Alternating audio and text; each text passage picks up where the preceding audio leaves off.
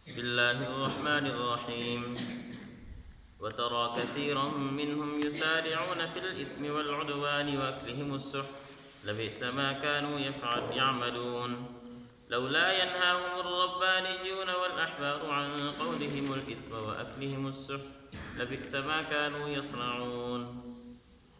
ترجمہ اور ان میں سے بہت سو کو تم دیکھو گے کہ وہ گناہ، ظلم اور حرام خوری میں لپک لپک کر آگے بڑھتے ہیں۔ سچ تو یہ ہے کہ جو حرکتیں یہ کرتے ہیں وہ نہایت ہی بری ہے۔ ان کے مشائخ اور علماء ان کو گناہ کی باتیں کہنے اور حرام کھانے سے آخر کیوں منع نہیں کرتے؟ حقیقت یہ ہے کہ ان کا یہ طرز عمل نہایت ہی برا ہے۔ اللہ رب العزت نے پچھلی آیاتوں میں مسلمانوں کو یہود و نصارہ کی دوستی سے منع فرمایا تھا، اور پھر یہود و نصارہ کو اسلام کے ساتھ موازنہ کر کے سمجھایا کہ مسلمانوں کے تم دشمن صرف اس وجہ سے ہو کہ مسلمان اللہ رب العزت پر ایمان لے کر آئے، آپ علیہ السلام کو آخری پیغمبر مانا، آپ پر ایمان لے کر آئے، جو قرآن مجید اللہ نے آپ پر نازل فرمائی اس پر ایمان لے کر آئے، تم ان کے دشمن بن گئے۔ اس آیت میں اللہ رب العزت نے یہودیوں کے احوال بیان کیے ہیں۔ پہلا حال کیا بیان کیا؟ وَتَرَى كَثِيرًا مِّنْهُمْ يُسَارِعُونَ فِي الْإِثْمِ وَالْعُدْوَانِ وَأَكْلِهِمُ السُّحْتَ۔ اللہ نے فرمایا کہ یہودیوں کی حالت یہ ہے کہ یہ گناہ کے معاملات میں، والعدوان اور ظلم، دشمنی، لوگوں کے اوپر ظلم کرنے میں، وَأَكْلِهِمُ السُّحْتَ اور حرام کھانے میں، یہ تین برائیاں بیان کی ہیں کہ یہودی، پہلی چیز کہ یہ یسارعون فی الاثم، جہاں گناہ کی بات آتی ہے وہاں بڑھ بڑھ کر آگے بڑھتے ہیں، آگے بڑھنے میں ایک دوسرے سے تیز ہوتے ہیں۔ نمبر دو، والعدوان اور ظلم کرنے میں، اللہ کی نافرمانی کرنے میں۔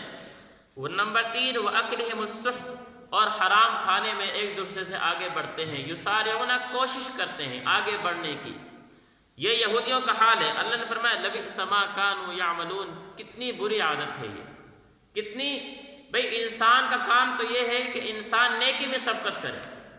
ایک آدمی نیک کام کر رہا ہے، دوسرا اس کو دیکھ کر نیکی میں آگے بڑھے، نہ یہ کہ ایک آدمی گناہ کر رہا ہے تو گناہ کے کام کو دیکھ کر اس سے بھی آگے بڑھنے کی کوشش کرے گناہ کے کام میں، والعدوان اور دوسروں پر ظلم کرنے میں کوشش کرے، وَأَكْلِهِمُ السُّحْتَ اور حرام کھانے میں کوشش کرے، حرام کھانے میں آگے بڑھتا ہے، تو کتنی بری عادت ہے۔ اللہ نے فرمایا کہ یہ عادتیں بری یہودیوں کی ہیں، لیکن قرآن مجید میں ان آیات کے ذکر کرنے کا مقصد اللہ رب العزت مسلمانوں کو سمجھانا چاہتے ہیں کہ یہ عادتیں اچھی نہیں ہیں۔ یہودیوں نے یہ بری عادتیں اپنائی، اللہ کی نظر میں بھی وہ برے ٹھہرے، اور آپ علیہ السلام کی نظر میں برے ٹھہرے، اور ان کا آخرت کا انجام بھی خراب ہو گیا۔ تو مسلمان کا کام بھی بنتا ہے کہ جن افعال اور جن اعمال کی وجہ سے وہ دنیا میں بھی دھتکارے گئے اور آخرت بھی خراب ہو گئی، مسلمان وہ کام نہ کرے۔ مسلمان ان کاموں سے اپنے آپ کو روکے کہ کہیں ایسا نہ ہو کہ جو حال ان کا ہو وہی حال ہمارا ہو جائے۔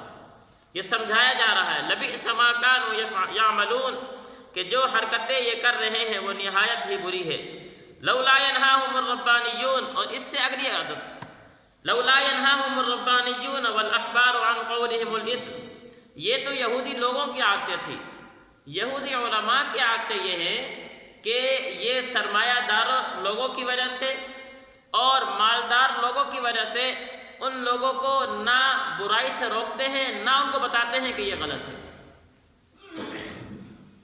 یہود یعنی عوام تو جو غلطی کر رہی ہے، عوام تو انجانے میں کر رہی ہے یا جان بوجھ کے کر رہی ہے، جیسے بھی کر رہی ہے، جو اس عوام کے رہنما ہیں ان کا یہ کام بنتا ہے کہ عوام کو اس برائی سے روکیں، اس برائی کے بارے میں باخبر کریں، اس کے بارے میں بتائیں کہ یہ غلط طریقہ ہے، یہ ٹھیک نہیں ہے، ہمیں ایمان نے، اسلام نے چیز منع کیا ہے، اللہ منع کرتا ہے، وقت کے پیغمبر نے منع کیا ہے۔ یہ علماء کا، مشائخ کا جو رہنما ان کا کام بنتا ہے۔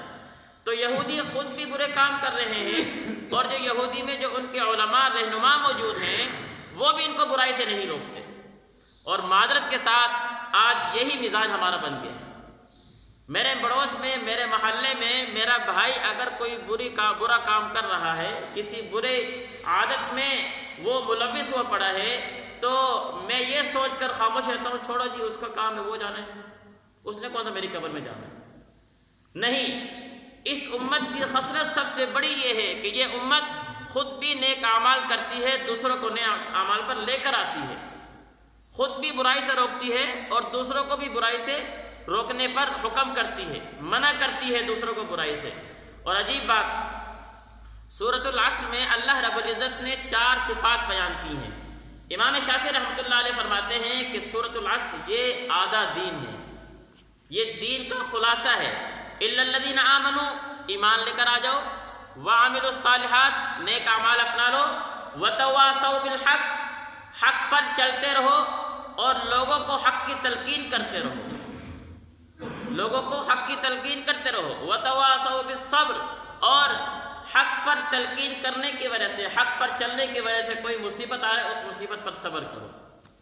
اور اگلی بات، وَأْمُرْ أَهْلَكَ بِالصَّلَاةِ وَاصْطَبِرْ عَلَيْهَا، بھئی خود بھی نماز پڑھو، اپنے گھر والوں کو بھی نماز کا حکم دو۔